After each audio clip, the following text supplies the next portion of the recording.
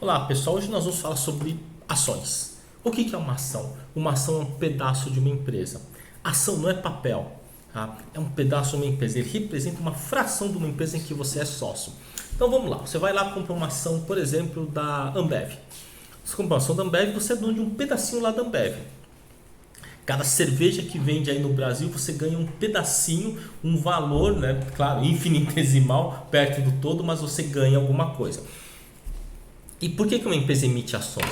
Principalmente porque quer ganhar escala. Então você pensa numa empresa que precisa de um capital intensivo, vai construir um novo parque logístico, por exemplo, vai fazer uma nova planta industrial, ele precisa de grana.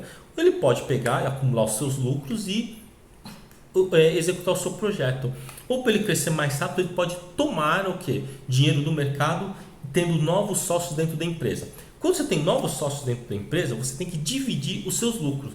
Essa é mais ou menos a relação de troca existente entre quem bota o capital na empresa e o que a empresa tem a oferecer em troca desse capital que lhe é confiado.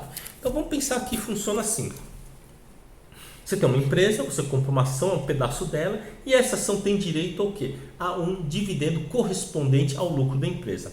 No Brasil, as empresas devem dividir para os acionistas em torno de 25%, no mínimo 25% dos seus lucros. Então, se a empresa teve lucro no ano, vai ter que dividir 20% no mínimo. Algumas empresas dividem mais, algumas empresas fornecem 70% de dividendo dos lucros, 80%, porque são empresas mais maduras que não exigem reinvestimento contínuo. Empresas maduras, por exemplo, elétricas. As elétricas são empresas maduras, elas não crescem todos os dias, porque a quantidade de gente que eles atendem mais ou menos é constante, cresce muito pouquinho, então não há necessidade de ele ficar retendo os lucros para novos investimentos. Ele deve realmente cuidar do serviço que já está funcionando, cuidar da sua rede elétrica, dos geradores, da hidroelétrica, da transmissão, mas ele não vai ficar ampliando, porque se todas as residências já têm energia elétrica, ele não tem para onde ampliar. Então ele vai dividir quase que toda a totalidade dos seus recebimentos na forma de dividendos para os seus investidores. O que é o IPO? O IPO é a sigla inglesa que fala sobre a primeira emissão de ações, né? O IPO. Então o IPO, como é que ele funciona? É uma empresa que ela quer ir para a bolsa, e ele faz a sua primeira emissão tentando atrair novos investidores, consequentemente ele terá novos sócios dentro da empresa. E como é que esses sócios vão comandar a empresa? Você tem dois tipos de ações, tem as ONs e a PN.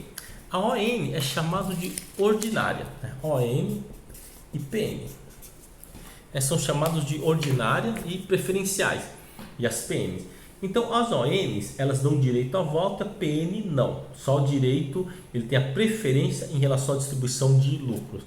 A ON, as empresas que têm, os acionistas que são detentores das ações ON, eles têm o direito a voto, têm o direito a voto na assembleia, nas deliberações mais importantes, eles vão ter direito à votação. Você tem geralmente um corpo diretor que comanda a empresa e ele tem que acatar o que foi decidido na Assembleia de Acionistas. Bom, vamos lá. Existe empresa que não dá lucro e emite ações? Sim. Muitas empresas elas não têm um lucro imediato, mas acreditam no seu projeto. Então, só lembrar, por exemplo, o Google, por muito tempo não deu lucro. Emitiu ações, não deu lucro, mas com o passar do tempo eles foram se desenvolvendo. Era um negócio realmente promissor, uma ferramenta de busca fantástica, né? Que aliás é praticamente, né, o que a gente mais precisa, essa ferramenta de busca. Quando nós precisamos de qualquer coisa, a gente vai lá no Google e procura, geralmente nós achamos lá no Google. Então ele, por muito tempo ele não deu lucro, depois ele começou a decolar e hoje está entre uma das 10 maiores empresas do planeta em capitalização de mercado. Então foi um caso em que eles emitiam ações, embora não tivessem lucro, novas pessoas entravam acreditando na empresa. Existe aquela emissão também de geração de liquidez. Então vamos pensar que tem um grupo, uns familiares, que eles são donos de uma empresa gigante, eles querem gerar liquidez. Então eles podem pegar, por exemplo, 10% da empresa e converter, distribuir essas ações, né? Lançar essas ações no mercado da bolsa, e eles vendem para novos acionistas, terão novos sócios, mas eles geram liquidez para os sócios. Existe essa situação que também pode gerar o quê? Uma busca pelo IPO, pelo seu lançamento inicial de ações, para poder gerar liquidez. Há outros casos em que você tem a emissão de novas ações, ou então simplesmente a primeira emissão, quando você quer um aumento de escala, um novo parque logístico, um novo parque industrial, ou então quando ele quer atravessar fronteiras também. Então, se eu quiser atravessar fronteiras, ele só atua no Brasil, quer ir para o Peru, para Bolívia, para Bélgica, para Holanda, e precisar de capital para fazer isso, ele também pode emitir essas ações. O processo de emissão das ações segue alguns ritos, né? Alguns protocolos dentro da Bolsa de Valores. Não é uma coisa muito fácil, é uma coisa que também custa caro manter. Inclusive muitas empresas retiraram as suas negociações de bolsa porque não compensava para eles manterem toda uma estrutura de informativas, de manter. Não é tão fácil emitir uma ação. Você tem que ter lá um relacionamento com o investidor, um setor de relacionamento com o investidor, os seus balanços têm que ser auditados, isso é uma série de protocolos a serem seguidos, isso também para dar lisura ao processo. Dentro desse meio existem empresas que entram na bolsa e dão com os burros na água, que o investidor acaba perdendo muito dinheiro, ou a empresa até acaba quebrando. Existem casos assim sim. Tá? Houveram casos aí de empresas que lançaram suas ações e a partir daquele momento só deram prejuízo para o investidor. Por isso que é bom você saber exatamente onde você está colocando o seu dinheiro, saber que empresa que você está comprando, se aquela empresa tem perspectiva futuras boas. Isso não é muito difícil de você pesquisar por conta própria, tá? Mas acho que uma coisa bem importante é você olhar o setor. Setores tradicionais como saneamento básico, energia elétrica, essas daí sempre o cara vai precisar usar. Então são geralmente ações que pagam melhores dividendos e tem menos risco de flutuação.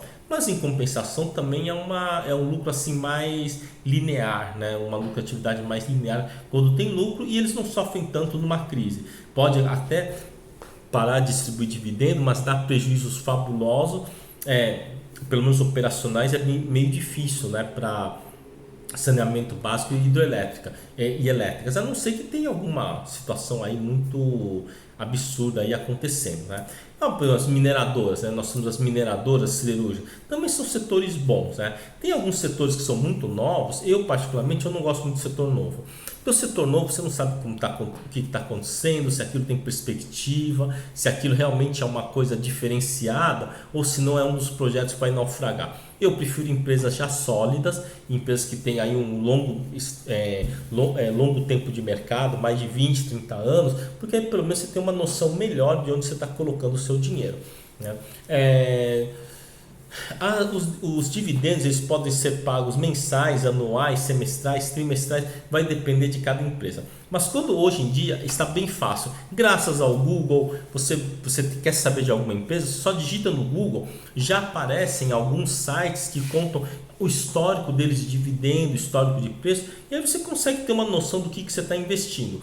Eu particularmente eu gosto muito do setor de siderurgia, do setor elétrico, petrolífero, de banco e também das mineradoras. Mas eu prefiro, se eu fosse escolher dois, eu prefiro o quê? As mineradoras e bancos são os dois que eu acho bem legais de se investir, mas isso vai de cada um, tá? Cada um tem que fazer o seu estudo para ver qual que é o setor que ele acha que é mais interessante, que ele se sente mais seguro, e a partir daí tomar suas decisões sobre os investimentos, mas sempre de olho lá no seu histórico, também nos seus dividendos e principalmente no seu relacionamento com o investidor, tá bom?